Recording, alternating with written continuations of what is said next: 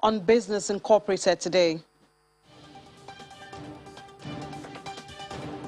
Global food prices increased by 40% in 15 months. What are nations doing to buffer the effect? Africa Finance Corporation creates an independent asset management arm to handle climate change.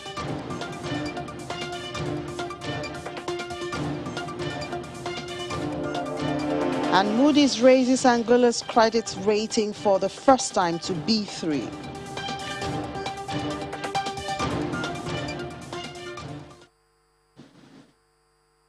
Hello and welcome to the program. I'm Ini John McWell. Well, let's start off with intraday market numbers. Starting off here in Africa, where sentiments were mixed as at midday the NGX index was in the negative just marginally, while the South Africa JSE index deepened the losses. It was down 0.52%. Elsewhere in the region, sentiments were on the flip side.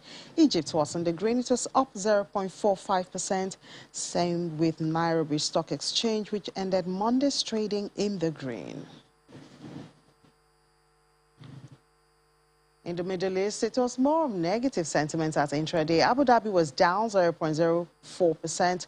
Also, Dubai's financial market shed 0.27%. Elsewhere, Saudi Arabia, the negative sentiments flowed at intraday, with Tadawul index down 0.14%. Only the Qatari index was positive at intraday, 0.42%.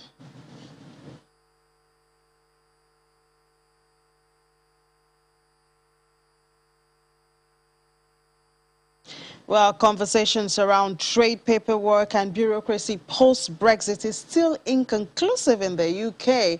We have Juliana to give us details on that and other issues this afternoon. Hello, Juliana. Good afternoon. Good afternoon, Innie. Good to see you. So, physical inspections of EU food imports was due to start in January 2022, but has now been moved to July 2022. And this is the second time it's being delayed. Does it seem like businesses will ever be ready for the paperwork?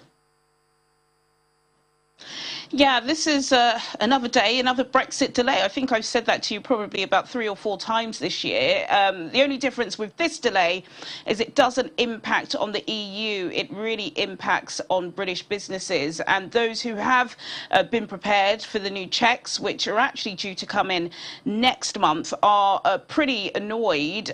Penny Mordaunt, she is a minister who helps with all of this Brexit situation. She delivered this announcement, and the British government are basically citing all of the global supply disruptions, and they just don't feel as if British business has had enough time to comply with these EU import checks. So a paper inspection was supposed to come into fruition next month. That's been delayed until January 2022. But the physical inspection of goods, which I believe is what you're alluding to, that has now been delayed until July. And yeah, businesses are pretty ticked off. Many of them have put in tens of thousands. In fact, some businesses have put down hundreds of thousands of pounds to ensure that they comply with new post-Brexit trade laws. But now the government have done a U-turn. They don't feel like it's enough time. And of course, critics are running away with this. So I don't expect it will be missed off tomorrow during the House of Commons Prime Minister's questions. Yeah, and talking about supply chain, the difficulty has started reflecting in supermarket prices, and the picture isn't looking good at all. It isn't. We actually discussed this last week because Morrison's, the 4th largest supermarket here in the UK, when they delivered their trade update, bosses did say that they can foresee prices rising in supermarkets. And a lot of this is down to Brexit and the global supply chain issues that they're having, as well as the 100,000 missing HGV drivers. And I've got to tell you, Winnie, I think I have said this before, more. When you go into a supermarket, you can start seeing that things are missing off the shelves. But we actually do have data released this morning to show that supermarket prices, they rose sharply in September, up by about 1.9%. This is getting worrying because, of course, we are getting to that Christmas period, and customers are starting to notice that, buy one, get one free, or buy two for the price of three are starting to disappear, particularly when it comes to Lidl and Aldi. Now, we have heard from the CEO as well, from the Food and Drink Administration, and they see that potentially, because of what's happening at the moment with the labour shortage, that these prices could last for about 2 years, and that's if the government stick to their tightening Brexit migrant policy, which doesn't allow migrant workers from the EU to come and fill these positions. Well, we hope it doesn't last for 2 years. That's a long time. And this morning, during Business Morning, you spoke on the UK job vacancies hitting record high of 1 million and payrolls rebound to pre-COVID. How are the markets, or how is the market reacting to this data at this time? Well, yeah, surprise, surprise. The FTSE is in the red. It's in the red at intraday. Lots of this has been led by the bankers, and also there are fears that China is now going to be cracking down on big tech even more and more. And this is despite the labour market data that was released by the Office for National Statistics this morning, showing that there are over 1 million vacancies here in the UK. That is a record number of vacancies. Unemployment data for the month of August fell from 4.7% to 4.6%. In the month of August alone, over 240,000 people were added to the payroll. So we know now that Britain's labour market is back to pre-pandemic levels. There are some concerns because, of course, we know the furlough scheme is coming to an end in September, at the end of September, in just a couple of weeks now. Over 1.4 million people still on the furlough scheme. How many of those people are going to be going back to those jobs? If they're not going back to those jobs, how many of those people are going to be trained well enough to go into, the vacancies that are available? So there's still so many unanswered questions. But as we like to say in the business world, we'll just have to wait and see, Innie. But at intraday, the FTSE All Share is down 0.20%. The FTSE 100 is down by 0.25%, and the FTSE 250 down by 0.05%. In the currencies market, the British pound is up on the US dollar by 0.22%, up against the euro by 0.29%, and also up against the Japanese yen by 0.34% at intraday, Innie. All right, thank you so much, Juliana, and enjoy the rest of your day. Thank you. So let's move to Europe now. Our European markets pulled back slightly this morning as global investors awaited inflation data from the United States, which could inform the Federal Reserve's timing for tapering its monetary stimulus. We have Conrad joining us from Frankfurt now to fill us in with this and other stories. Hello, Conrad. Good afternoon.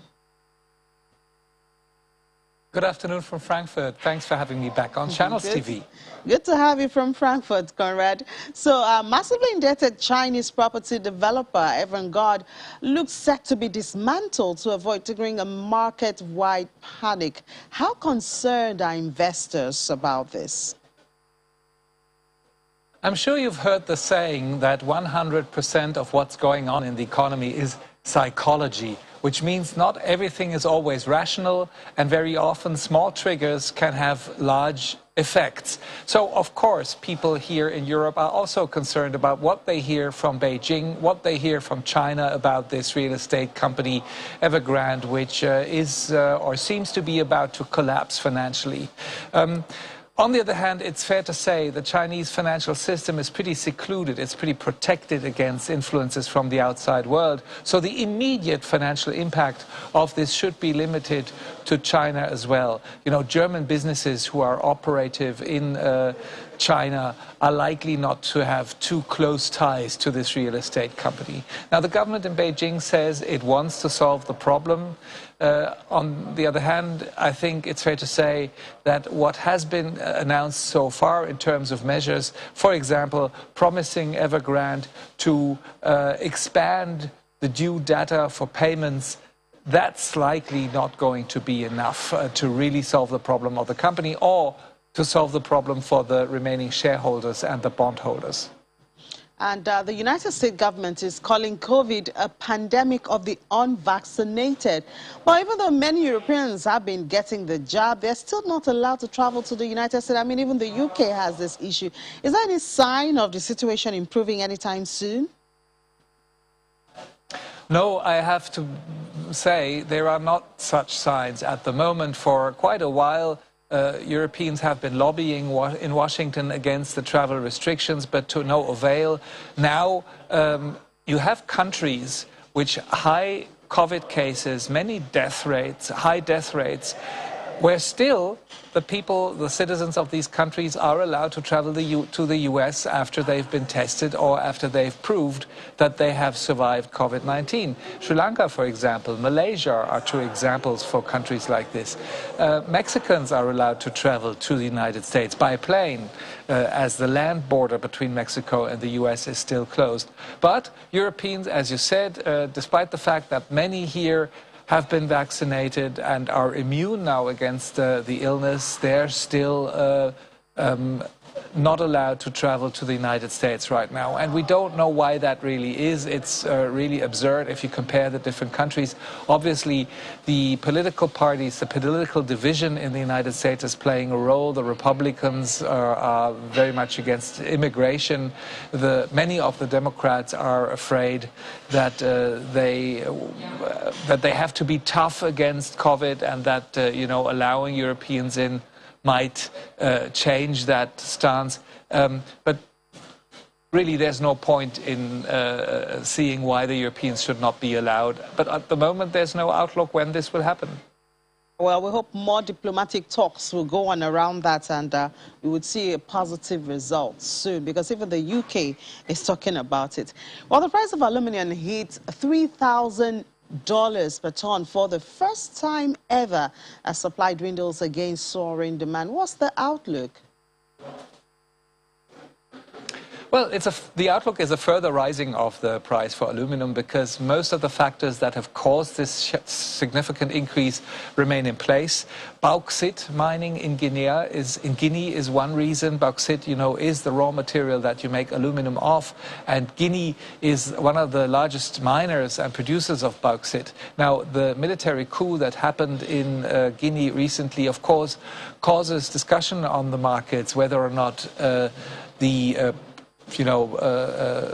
production in Guinea of bauxite remains reliable. Another factor is aluminium smelting in China. Chinese producers were dealt another blow yesterday by the Yunnan province, which is one of the largest aluminium producing provinces in China. It announced that it wants to enforce production curbs because it wants to cut energy consumption. Here in Europe, of course, smelters for aluminum are also facing rising costs with, the carbon credits that companies have to buy, also with the power inputs at record highs.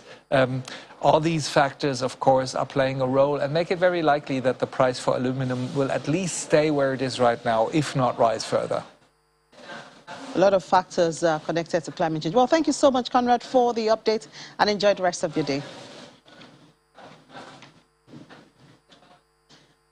So we move on now to Asia, where shares were mixed as investors looked ahead to the release of the United States consumer inflation data for August. In Hong Kong, China, Evergrande that we talked about, the stock plunged 11.87% after the embattled property developer flagged expectation for a significant enduring decline in contract sales in September as confidence falls following negative media reports surrounding the firm. Shares of China Evergrande New Energy Vehicle and Evergrande Property Services units that Evergrande has been attempting to sell also plummeted 24.66% and 12.01% respectively. Well, the broader Hang Seng Index in Hong Kong closed at 1.21 lower at 25,502, while mainland Chinese stocks closed lower, with the Shanghai Composite declining 1.42% to 3,662, and the Shenzhen Component shed 0.54%. The Nikkei 225 in Japan rose to close at 30,670.10, while the Topix Index jumped 1.0% 0.01% to 2,118. South Korea's Kospi gained 0.67%, closing at 3,148.83. Over in Australia, the S&P AX 200 gained 0.16% on the day to 7,437.30. MCSI Broadex Index of Asia Pacific shares outside Japan fell 0.32%. Moving over to the U.S. now, stock index futures were positive earlier after the S&P 500 finished Monday in positive territory, snapping a 5-day losing streak. Futures contracts tied to the Dow Jones Industrial Average rose 20 points. S&P 500 and Nasdaq 100 futures were also in the positive. Closely watch inflation data will be released later on today when August Consumer Price Index reading is released. Economists are expecting consumer prices to have risen 0.4% month over month during August and 5.4% year over year. Let's go to the oil markets now. Prices hit a 6-week high as another hurricane threatened to bring heavy rain to Texas and parts of Louisiana that were still recovering from Ida, and as the International Energy Agency forecasts a big demand rebound for the rest of the year. Brent crude rose 15 cents to $73.66 a barrel, while U.S. West Texas Intermediate crude also climbed 23 cents to $70.68 a barrel. Well, according to Financial Times, there's been a 40% increase in global food prices in the last 15 months. And the impact on poorer countries is becoming acute. And there's a burden on countries like Nigeria. What are countries doing to buffer the impact of this hike in food prices? We have Favor Oguniroyi, analyst with Financial Derivatives Company, to discuss this with us. Hello, Favor. Good to have you. Good afternoon. Hello, nice to meet you. Good to have you. So the 15 months we're talking about is, majorly the period within the pandemic. Can we say that the root cause of this hike is the pandemic, or are there other factors that have led to this 40% hike?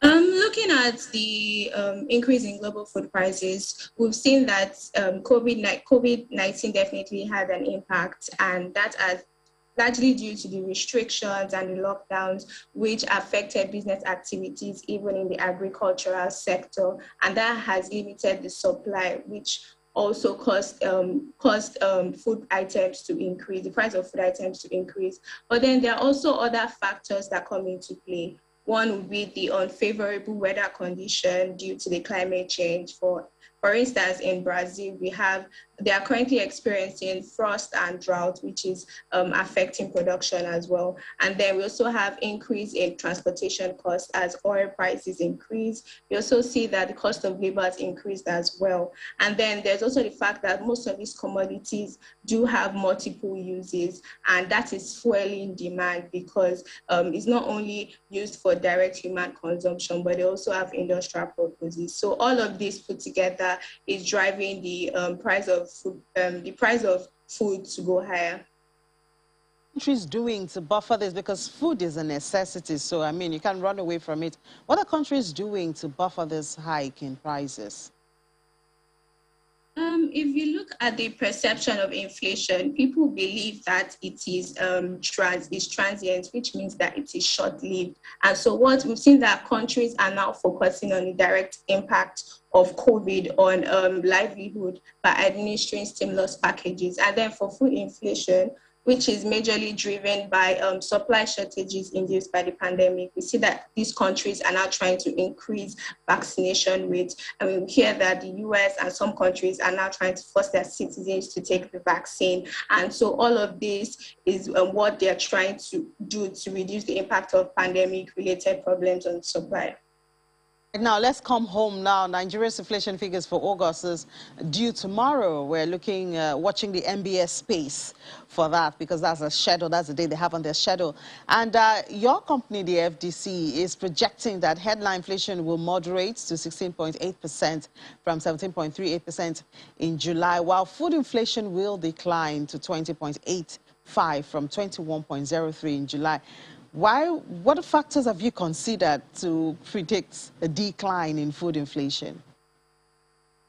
Well, for context first, FDC's forecast, it looked at Lagos market and as the scope. So, and the reason we're expecting a moderation is because we've seen an increase in food supply due to the harvest season. So, for instance, commodities like onions, tomatoes, yam, and palm oil have declined by like an average of 18.4% in August, just due to the harvest. But then commodities which have import content are expected to see an increase in price because of the currency pressure as well. But then, as we now approach Q4 2021, we are expecting an increase in demand due to the festivities and all, and we could possibly see a reversal in the downward trend in inflation numbers if the current supply doesn't meet that demand. So it's just a short-lived tapering that we're expecting from the eyes of the FDC. Anyway, thank you so much, Favor, for sharing your thoughts with us, and enjoy the rest of your day. Thank you for having me. So moving on now, as part of its drive to address Africa's vulnerability to climate risk, Africa Finance Corporation has created an independent asset management arm, AFC Capital Partners, with a debut offering the Infrastructure Climate Resilient Fund. The AFC Capital Partners plans to raise $500 million in the next 12 months and $2 billion over the next 3 years. The ICRF will act as a direct investor and a co-investment fund to enhance the quality of African ports, roads, bridges, rail, telecommunications, clean energy and logistics in the face of rising temperatures and sea levels due to climate change. The continent that has contributed the least to climate change is the most exposed because of housing, transport, industrial and energy structures ill-equipped to survive storms, floods, droughts, wildfires, and other hazards from extreme weather patterns. And Moody's Investors Service raised Angola's credit rating for the first time, upgrading its assessment of Africa's second-largest oil producer by 1 level to B3 from CAA1. Also, the country's Eurobonds gained. It's the first time since Moody's initial evaluation in 2015 that the rating was increased. The report acknowledges stronger governance, in particular in the quality of the country's executive and legislative institutions, albeit from weak levels reflected in various aspects of the credit profile, higher oil prices compared to last year. Also, a stable exchange rate will allow the positive impact of fiscal and consolidation efforts. However, the yield on Angola's 2025 Eurobonds dropped.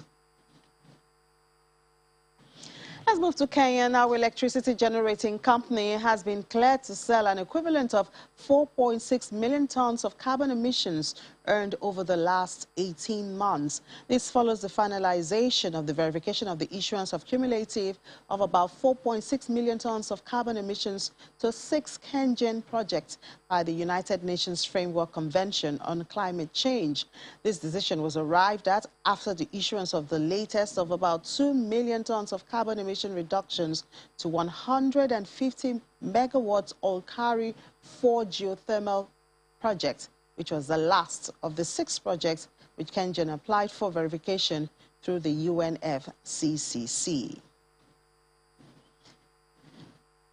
And in Egypt, the European Bank for Reconstruction and Development has disbursed £25 million loan to support the construction of Egypt's first inland dry port, which will be located west of Cairo.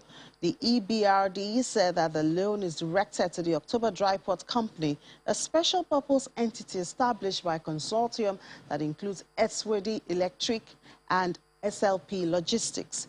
The construction and development of the 6th of October dry port is the first to be implemented in the sector under the public-private partnership model and the first under the EBRD's Green Cities program in Egypt.